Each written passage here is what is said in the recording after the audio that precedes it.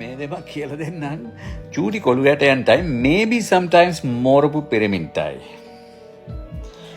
ඔය සල්ලි ගැන උපදේශයක් ගන්න යන්න එපා. ඔයාටත් වඩා අඩුපඩියක් ගන්න එකකින්.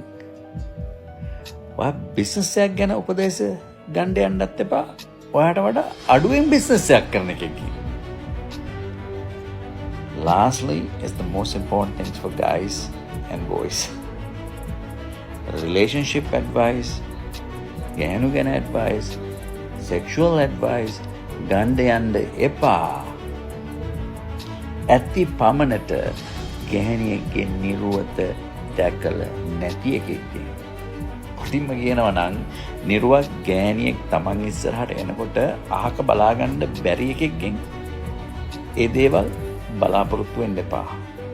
That's it guys.